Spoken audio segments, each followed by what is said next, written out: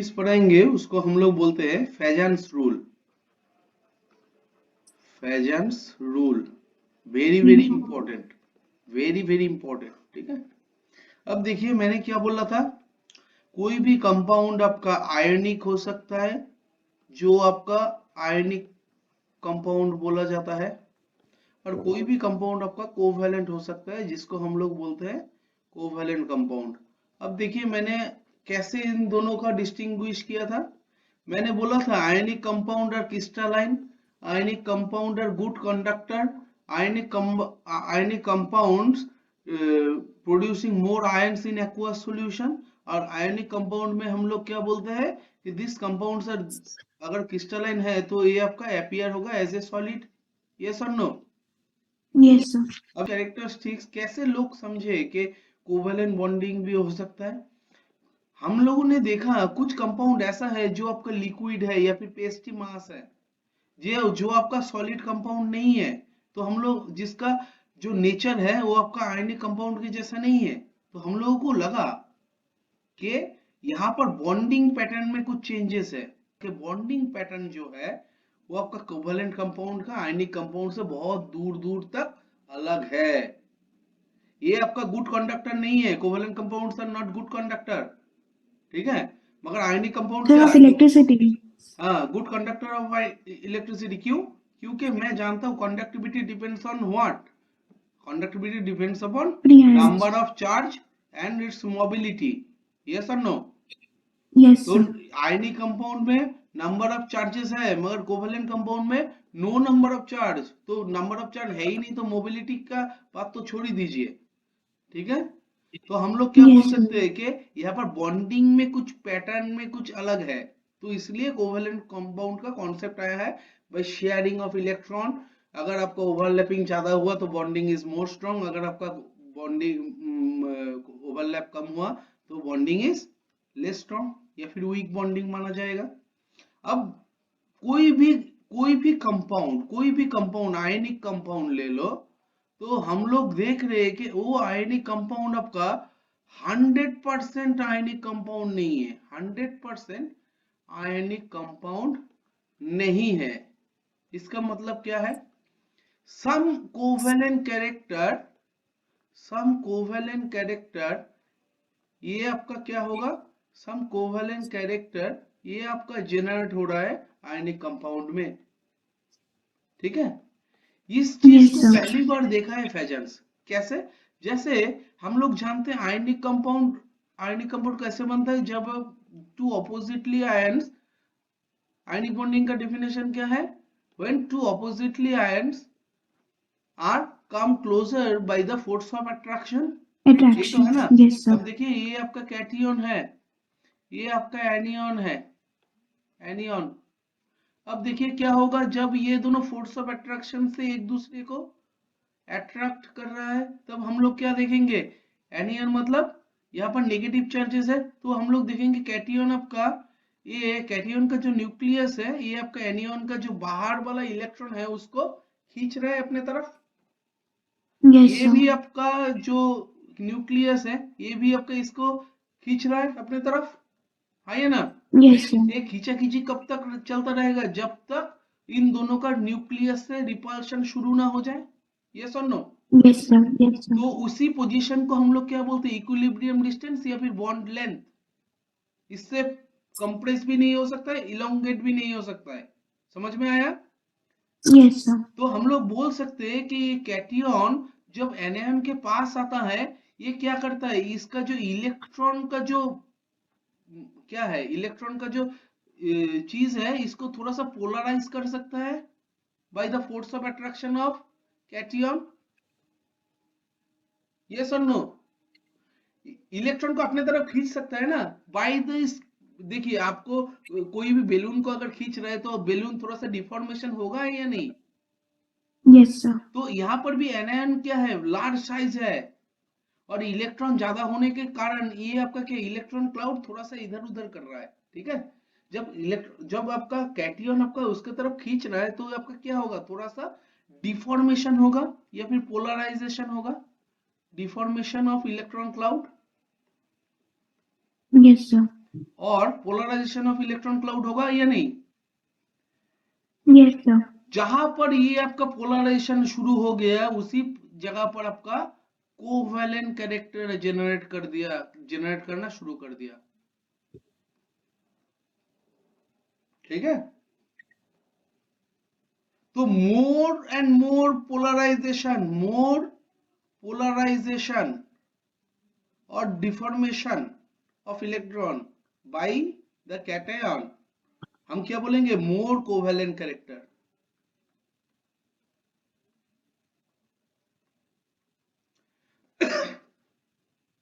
समझ में आया? Yes, sir. अब देखिए यहाँ पर क्या हो रहा है, यहाँ पर आपका क्या हो रहा है, जो कैटियन है वो आपका क्या कर रहा है, ये आपका एनियन का इलेक्ट्रॉन का क्लाउड को पोलराइज कर रहा है। तो कैटियन हैविंग द पोलराइजेशन पावर, समझ में आया? Yes, sir. और जो एनियन है ये आपका क्या हो रहा है, खुद से पोलराइज हो रहा है। तो इसका क्या है, ये भी पोलराइज अगर कितना हो पाएगा, जितना ये बड़ा होगा तो तभी तो आपका देखिए बड़ा होगा, तभी तो आपका न्यूक्लियस और आउटर मोस्ट शेल का इलेक्ट्रॉन का फोर्स ऑफ अट्रैक्शन कम होगा, इसको डिफॉर्म करना आसान हो जाएगा। ये सुनो, Yes, sir. तो हम लोग बोल सकते हैं जितना आपका एनियन बिग होगा उतना ही आपका इसका डिफॉर्मेशन पॉसिबल है। और इस Yes, sir. डिफॉर्मेशन को हम लोग बोलते हैं पोलराइजिबिलिटी।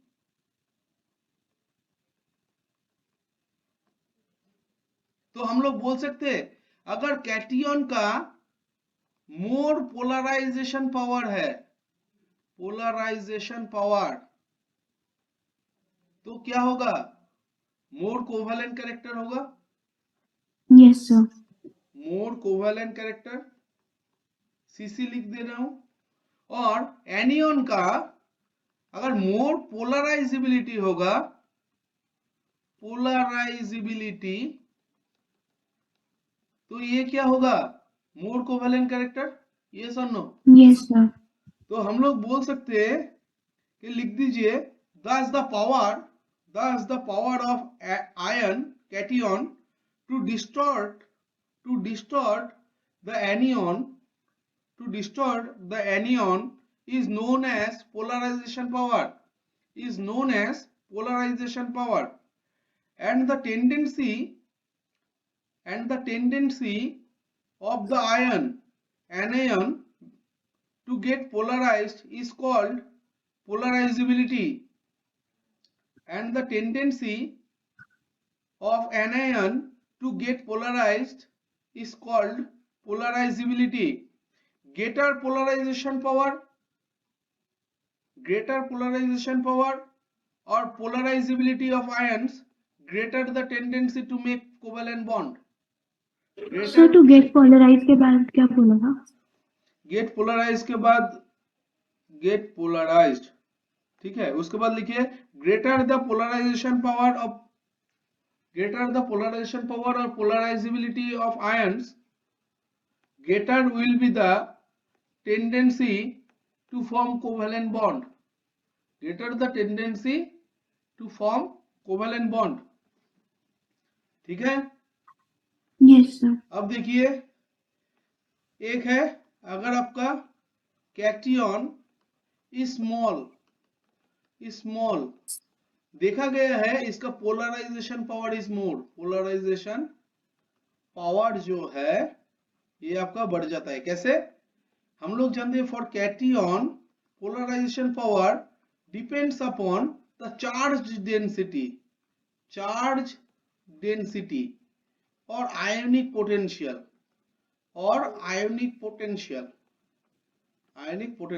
ये क्या होता है, if ionic potential is more, polarization power is more, if charge density is more, polarization power is more. Charge density means charge by size। अब देखिए कोई भी एटम का, कोई भी कैटियन का जितना चार्ज बढ़ेगा, इसका मतलब क्या है, पोलराइजेशन पावर भी बढ़ेगा। जितना उसका साइज जितना लेस होगा उतना आपका पोलराइजेशन पावर बढ़ेगा, क्योंकि आपका चार्ज डेंसिटी बढ़ रहा है। समझ में आया? Yes, sir. तो हम लोग बोल सकते हैं मोर more charge density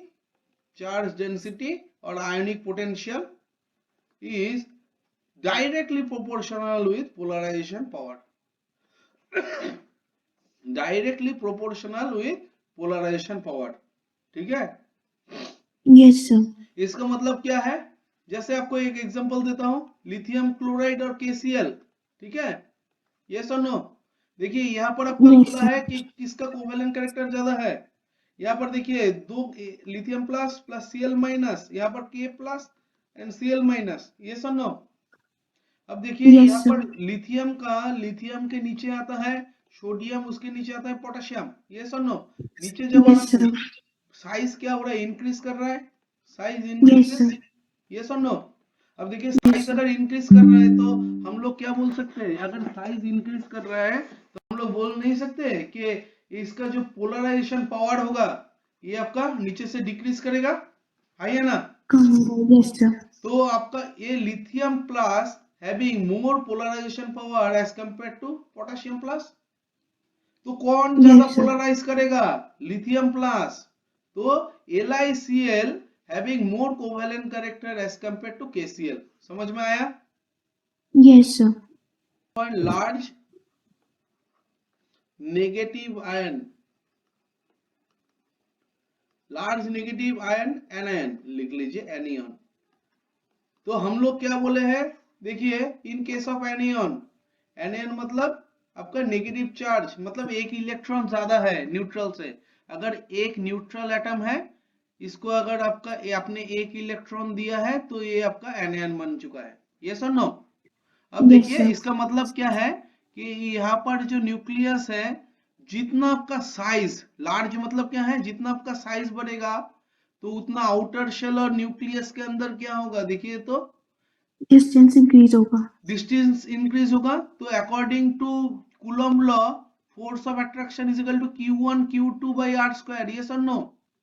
Yes, sir. ये अगर R बढ़ जाएगा तो ये आपका R square भी बढ़ जाएगा, तो force of attraction come Yes. हो जाएगा या नहीं? Yes, कम हो sir. जाएगा. Come. यस. तो हम लोग बोल Yes, सकते sir. हैं जितना आपका लार्ज एनायन होगा तो फोर्स ऑफ अट्रैक्शन कम होगा न्यूक्लियस का. इसको डिस्टॉर्ट करना क्या उतना ही आसान हो जाएगा. कोई भी कैटियन आएगा तो उसको देखिए डिस्टॉर्ट करना उतना ही आसान हो जाएगा.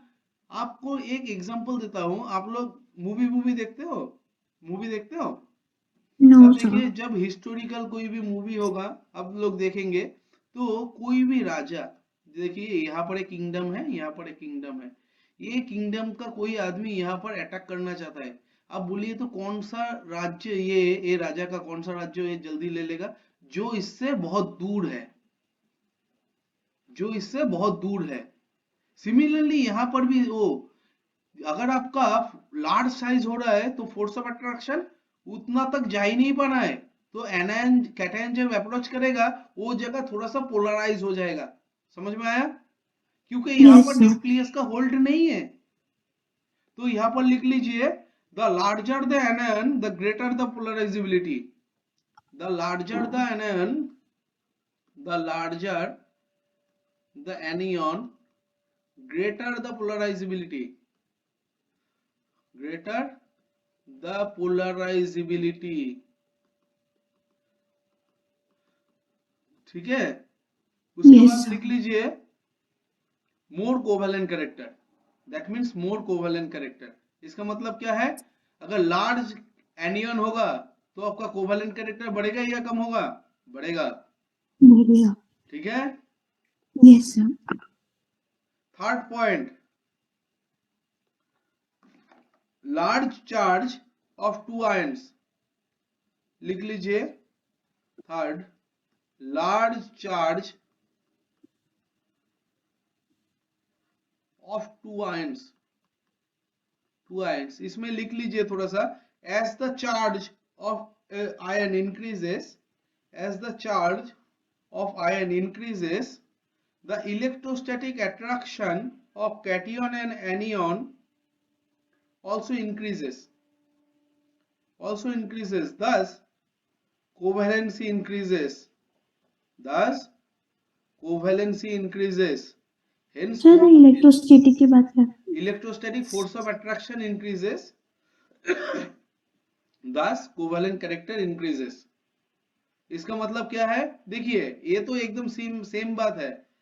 यहाँ पर कैटियन और एनायन है, जितना चार्ज बढ़ेगा उतना फोर्स ऑफ अट्रैक्शन बढ़ेगा, ये सुनो। Yes, sir. जितना बढ़ेगा उतने तो ये कैटियन एनायन का डिफॉर्मेशन उतना ज्यादा होगा। समझ में आ रहा है? तो जितना Yes, चार्ज sir. आपका ज्यादा होगा दोनों में, उतना ही आपका फोर्स ऑफ अट्रैक्शन पास में आएगा, उतना ही आपका कोवेलेंट कैरेक्टर भी आयनिक कंपाउंड में ज्यादा होगा। कोवेलेंट कैरेक्टर मैं बोला हूं, covalent character, not covalent compound, ठीक है? तो हम लोग Yes, क्या sir. तो हम लोग क्या बोल सकते हैं, in case of that if more charge is there, more covalent character will be generated, ठीक है? फोर्थ जो है electronic configuration of cation, electronic configuration of cation लिख लीजिए, यहां पर लिख लीजिए, Sir, 1 minute. लिख लीजिए, हो गया? No, sir. लिख लीजिए, for the two ions of same size and charge, for the two ion of same size and charge, one with pseudo noble gas configuration,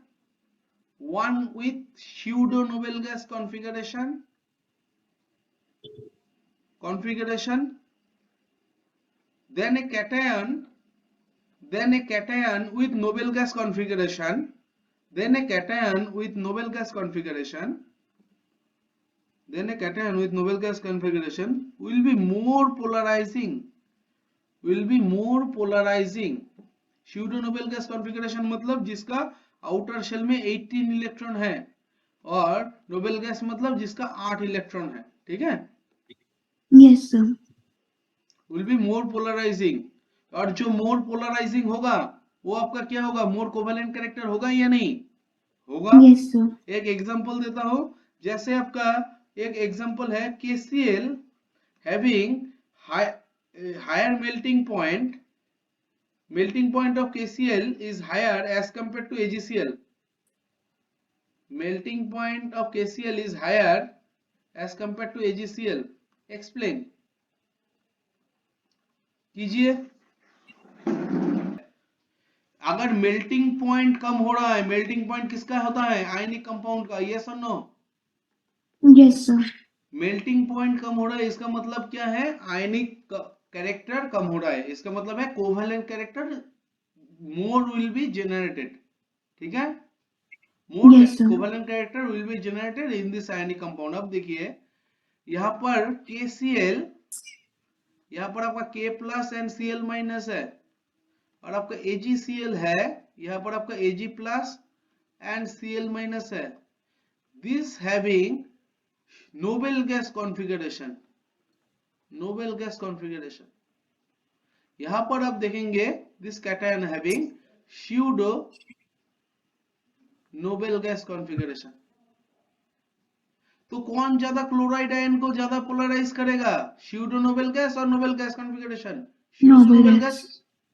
pseudo noble gas, देखिए मैंने लिखवा दिया है, pseudo noble gas configuration will polarize more, ठीक है? अब देखिए ये आपका पोलराइज ज्यादा करेगा क्लोराइड आयन को, तो कहां पर Yes, sir. कोवेलेंट कैरेक्टर ज्यादा जनरेट होगा, इन case of AgCl more covalent character will be generated, yes और नो? Yes, sir. तो जहां पर कोवेलेंट कैरेक्टर बढ़ रहा है वहां पर मेल्टिंग पॉइंट क्या कम होगा, क्योंकि हम लोग जानते हैं melting point directly proportional with ionic character, not covalent character है। आप मान लीजिए एक कंपाउंड है, इसमें 100% कुछ हो सकता है, आयनिक हो सकता है, मैंने क्या बोला, आयनिक कंपाउंड में कोवेलेंसी का अमाउंट। अब देखिए KCl में हम लोग क्या देख रहे हैं कि ये आप मान लीजिए 77% आयनिक है, 33% कोवेलेंट है। इन केस ऑफ AgCl ये हो जाएगा, अब देखिए 66% मान लीजिए आयनिक है, और ये आपका हो जाएगा 34 सॉरी, ये आपका 23 होगा ना, 23, हाँ 34%, ये आपका क्या हो जाएगा, कोवेलेंट हो जाएगा, यस और नो। तो कोवेलेंट Yes, कैरेक्टर sir. देखिए यहाँ पर आपका बढ़ गया है, यस और नो। हम लोग जानते Yes, हैं, sir. देखिए due to covalent character increase हुआ है, तो आपका आयनिक कैरेक्टर क्या थोड़ा सा सप्रेस हुआ है या नहीं हुआ है। और हम लोग जानते हैं मेल्टिंग पॉइंट किसके ऊपर डिपेंड करता है, आयनिक कैरेक्टर के ऊपर। तो इन case of KCl ionic character is more, तो मेल्टिंग पॉइंट भी आपका ज्यादा होगा। समझ में आया। Yes, sir. ये आपका बोर्ड का क्वेश्चन है। यहाँ पे सूडो नोबल गैस कॉन्फ़िगरेशन का मतलब क्या है? स्यूडो नोबेल गैस आप इलेक्ट्रॉनिक कॉन्फ़िगरेशन कर सकते हो, इलेक्ट्रॉनिक कॉन्फ़िगरेशन कर सकते हो, राइट। Yes, sir. तो silver, this is silver, right. Yes, sir. Silver का इलेक्ट्रॉनिक कॉन्फ़िगरेशन आप पीरियोडिक टेबल देख के करिए, आपको पता चल जाएगा।